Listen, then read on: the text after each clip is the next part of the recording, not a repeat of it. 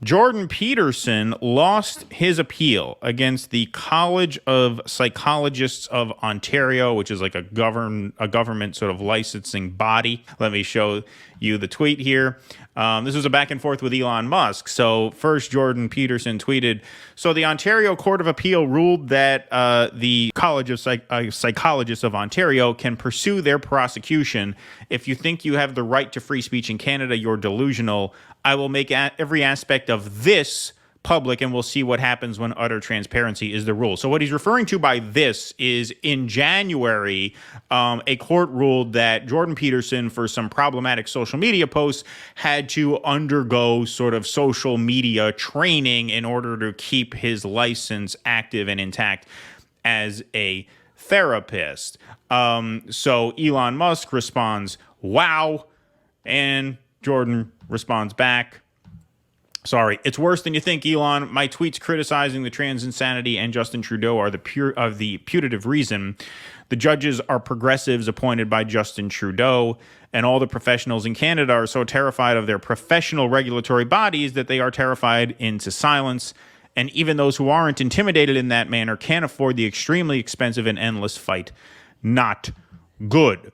So this is from a Fox News article. They did a write-up just kind of summarizing briefly what he got in trouble for in the first place. Peterson has generated controversy in recent years with several posts calling out trans ideology, politicians, and other topics. Last year, the psychologist was suspended from Twitter, now X, for rebuking transgender actor Elliot Page. Peterson posted, remember when pride was a sin and Ellen Page just had her breast removed by a criminal physician. Peterson was let back onto the platform following Elon Musk's takeover of the social media company. That same year, Peterson also trashed Sports Illustrated for featuring a plus-size model on its May cover, posting, sorry, not beautiful, and no amount of authoritarian tolerance is going to change that. For those posts and similar ones, the College of Psychologists ordered Peterson to undergo the training. It stated that if he refused, he could lose his psychology license in Ontario. Peterson responded to the social media in January to clarify it's been decided I either submit to social media communication, retraining, or face a disciplinary hearing and possible suspension of my clinical license and the right to represent myself as a psychologist. Okay, so we're going to play a video in just a minute, which was his response to this recent ruling where he lost.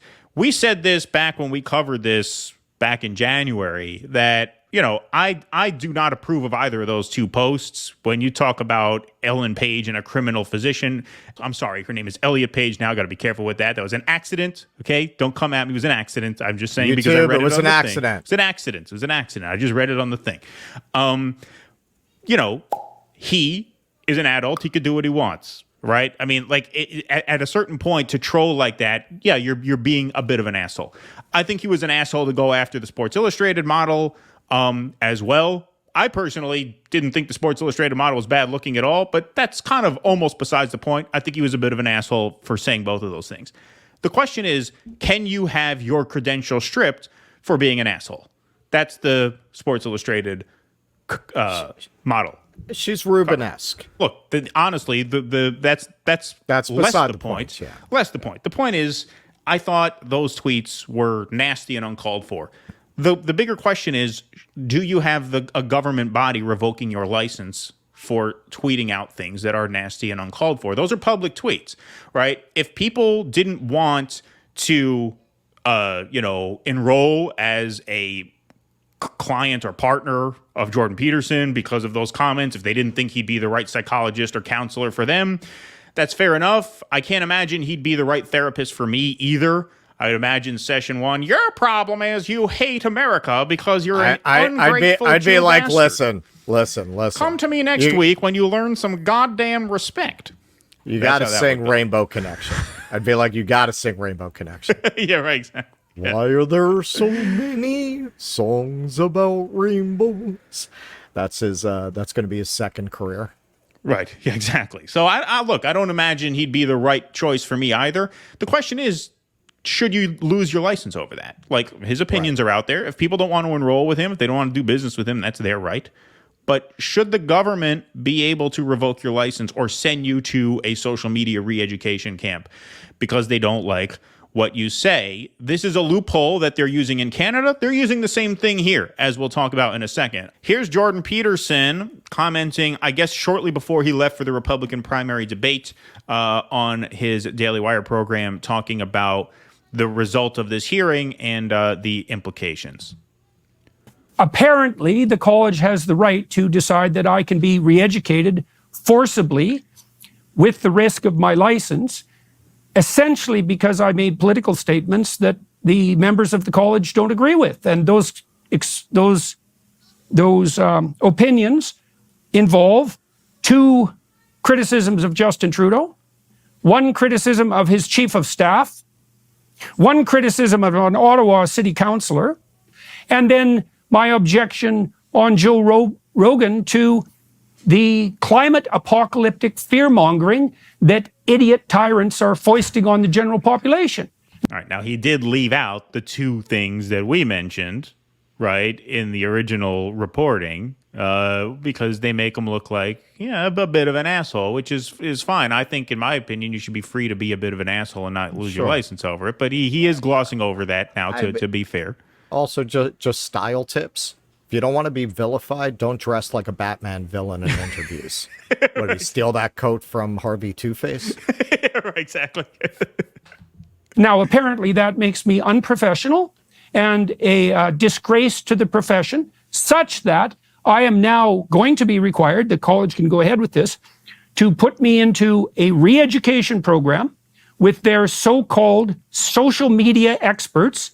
And that's also, by the way, a profession that does not exist, until I learn my lesson, whatever that is, regardless of how much time that takes, by their judgment. Or they can take my license away. Okay, I just want to pause there for a second, because that point that he makes, social media expert, which does not exist, that's a good point. And that's another part of this that gets lost in all of this. What does that mean? A lot of this exactly? woke stuff, and we've talked about this in the past, whether it's ESG or DEI, a lot of this is just make work for PMCs. Right. It's a big make work program. They just confer credentials to people. Exactly. They confer, right, exactly. So you basically create a problem that doesn't really exist, and then you hire a bunch of people to help solve it, knowing they can never actually solve it, but they're going to help manage it. Well, right? you've got now, as somebody who has directed a lot of nude scenes and a lot of sex scenes. So now, when you direct that, you want to have an intimacy coordinator. Right. Do you need an intimacy coordinator? I'm the director.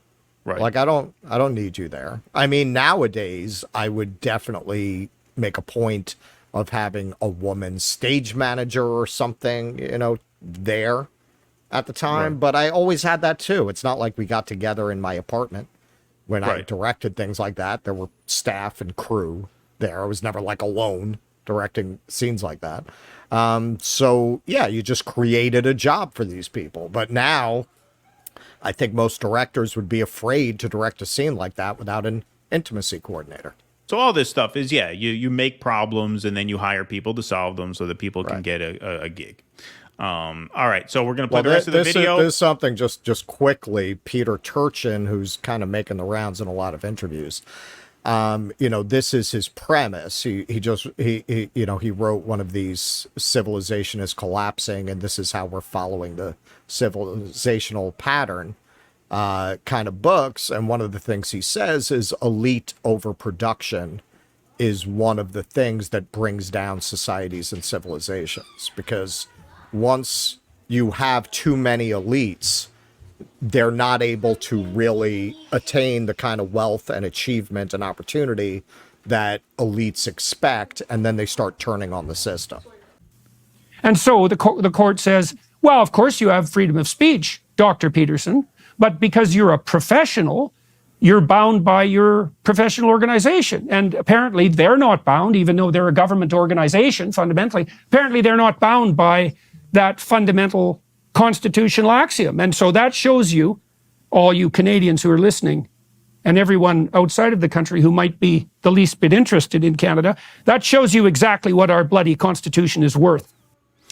Well, if it's any consolation, Mr. Peterson, our Constitution doesn't seem to be worth all that much more here, since it's the same thing, right? The sort of centers of power, be they state centers of power or corporate centers of power, find loopholes to get around violating your quote unquote constitutional rights. So the First Amendment here in our language says that the state can make no law governing free speech. Doesn't say that corporations can't crack down on free speech. So now you have corporate power becomes more powerful than the government because we're a fascist country, basically.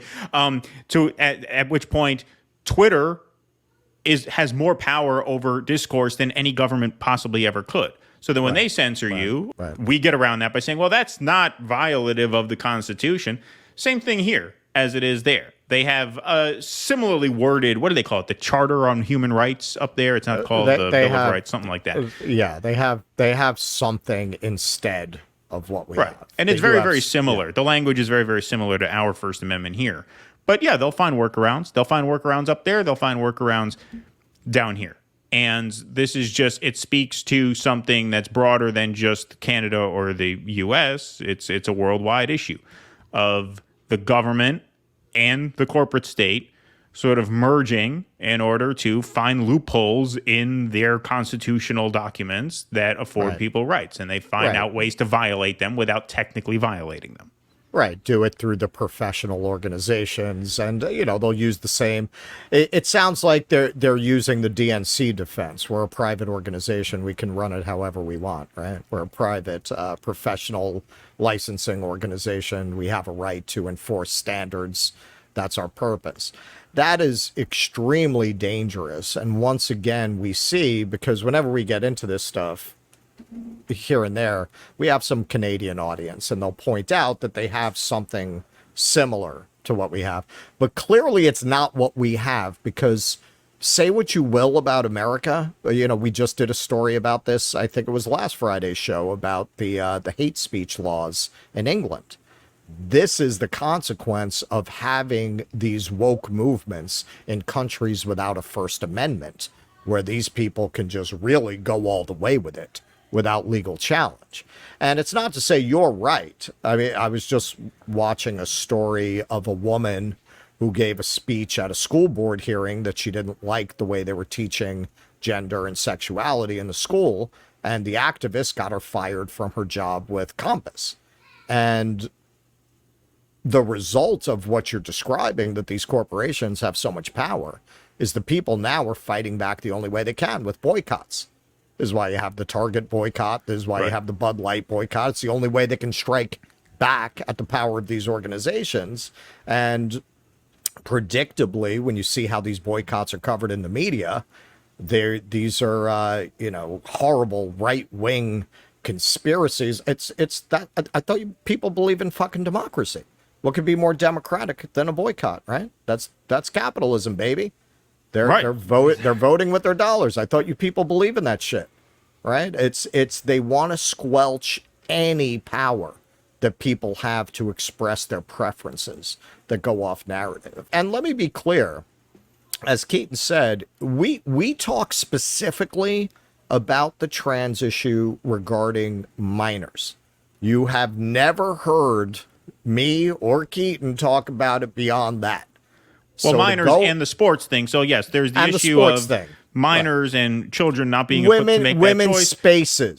Biological women preserving certain spaces in order to maintain a standard of safety and fairness. Certain spaces, right? Not the chess team, not the chess team. Which, as Riley Gaines just went on this thing about. We're like, that makes no sense. Right. As we're always saying, it's not that we're anti-trans; it's that we're pro-rational thought. Right. Like when you start saying, no, men have no advantages. Come on, man. Does anyone actually fucking believe that? Come on. Stop it. But Elliot Page is a grown ass person. That's their option.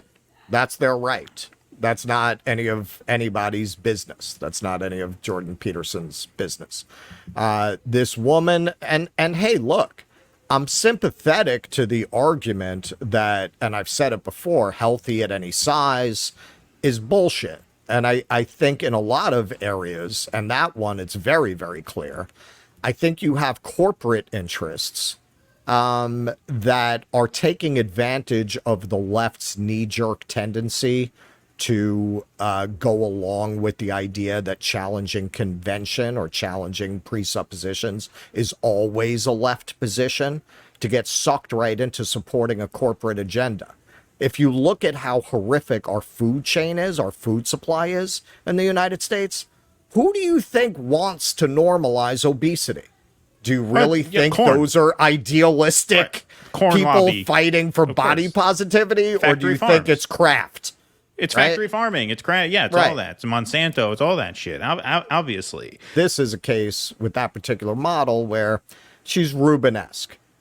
Look, even that, based on science, is that the healthiest body shape to maintain? No, but it's not to the point that I think that was the person he should have directed that at. And besides that, to do it in such a nasty way, like if you want to write an intelligent post about what we're talking about, Yeah, exactly. that why normalize this to people, fair enough, but that's not how he put it. Like, do you really have to be that much of a fucking dick about it? Like, that's the whole point. Like, I think the sweet spot is you want to get away from fat shaming or being cruel to people Right. who are have weight, while at the same time not succumbing to anti-science notions that the idea that being morbidly obese is unhealthy was a conspiracy of white men to keep somebody down, or you know, I mean, just crazy shit. He could have said that in an intelligent way. But then, hey, look, you got other things they're calling him in for that we didn't get into, like speaking out against Trudeau, speaking out against their policy, them talking about taking children out of the homes of people involved in the trucker protests that are truly terrifying anti-speech move. I mean, all of these are anti-speech moves. I would defend his right to say any of this. But then you have other things that I think are more sympathetic comments that he made that are lumped in here too. Well, because the thing is, he's saying this, he's like expressing an opinion on social media, right? So it's wrong think. Like, so much of what they want to go after you for in terms of wrong think could actually be refereed or hashed out if, say, he had a client that he was counseling and he went on a cruel sort of fat shaming rant against them. They can then file a complaint with the board, and the board can review it, and they can do whatever they feel they have to do based on that, right? That's something that happened while he was acting as a counselor, right? And so that's fair game. To just go on a person's social media and then just cancel them for wrong think online that had nothing to do with his conduct as a certified pro in that field, that's over the line. Now you are just finding a way to circumvent people's guaranteed sort of constitutional rights. Well, and the judge is arguing that in his capacity as a public figure, he's, presenting himself as a licensed psychologist, so he can't have it both ways. That is a fucking insane argument. It's insane. That's an insane argument. So that's saying if people know you're a doctor and you express an opinion online, you're professionally liable because people know you're a doctor and you're presenting yourself as a doctor. It's not even consistent with their worldview because these people are all about trusting the experts. Well, if you don't allow experts to elevate their personal profile, then only the rubes like us are going to be the ones who are allowed to speak because we're not certified to do anything except walk people around New York City, right? So then, so like you're only going to hear from us on these issues. And then when we get popular, you're going to say, well, you're not an expert, don't listen to them. Okay, so where are the experts? Well, the experts can't speak out because if the experts say the wrong thing, then we're going to take away what makes them an expert. Them. Right. The experts are people who conform to the establishment approved narrative. Exactly. Those are the experts. Those are the only legitimate experts. Exactly. Brett Weinstein, anyone like that, they're not experts. Doesn't matter what degrees they have, what experience they have, what awards they've won. As soon as they go off the page, not an expert. Not an expert anymore. Please clap.